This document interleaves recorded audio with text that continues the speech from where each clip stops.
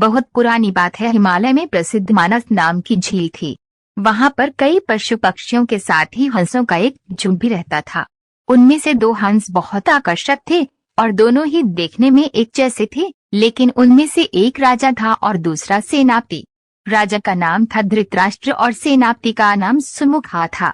झील का नजारा बादलों के बीच में स्वर्ग जैसा प्रतीत होता था। उन समय झील और उसमें रहने वाले हंसों की प्रसिद्धि वहां आने जाने वाले पर्यटकों के साथ देश विदेश में फैल गई थी। वहां का गुणगान कई कवियों ने अपनी कविताओं में किया, जिससे प्रभावित होकर वाराणसी के राजा को वे नजारा देखने की इच्छा हुई। राजा ने अपने राज्य में बिल्कुल वैसी ही झील का निर्माण करवाया और वहां पर कई प्रकार के सुंदर और आकर्षक फूलाए के पौधों के साथ ही स्वादिष्ट फलों के पेड़ लगवाए।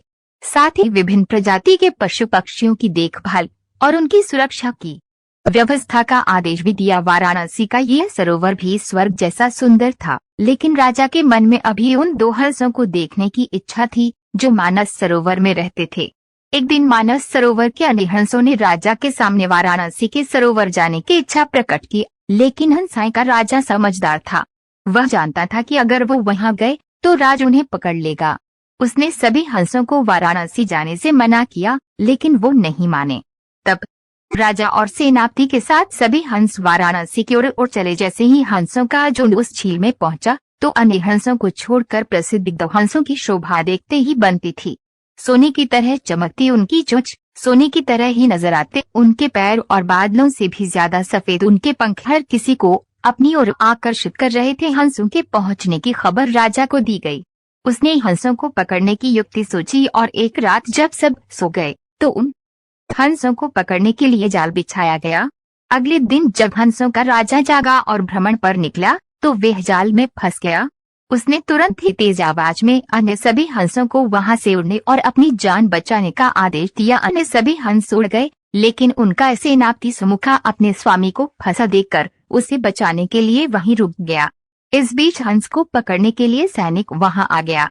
उसने देखा कि हंसों का राजा जाल में फंसा हुआ है और दूसरा राजा को बचाने के लिए वहां खड़ा हुआ है। हंस की स्वामी भक्ति देखकर सैनिक बहुत प्रभावित हुआ और उसने हंसों के राजा को छोड़ दिया। हंसों का राजा समझदार होने के साथ साथ दूरदर्शी भी था। उसने सोचा कि अगर राजा को पता चलेगा कि सैनिक ने उसे छोड़ दिया है तो राजा इसे जरूर प्राणदंड देगा। तब उसने सैनिक से कहा कि आप हमें अपने राजा के पास ले चलें। यह सुनकर सैनिक उन्हें अपने साथ राज दरबार में ले गया। दोनों हंस सैनिक के कंधे पर बैठे थे। हंसों को सैनिक के कंधे पर बैठा देखकर हर कोई सोच में पड़ गया। जब राजा ने इस बात का रहस्य पूछा तो सैनिक ने सारी बात सच सच बता दी। सैनिक की बात सुनकर राजा के साथ ही सारा दरबार उनके साहस और सेनापति के स्वामी भक्ति पर हैरान रह गया और सभी के मन में उनके लिए प्रेम जाग उठा। राजा ने सैनिक को माफ कर दिया और दोनों हंसों को आदर के साथ कुछ और दिन ठहरने का निवेदन किया।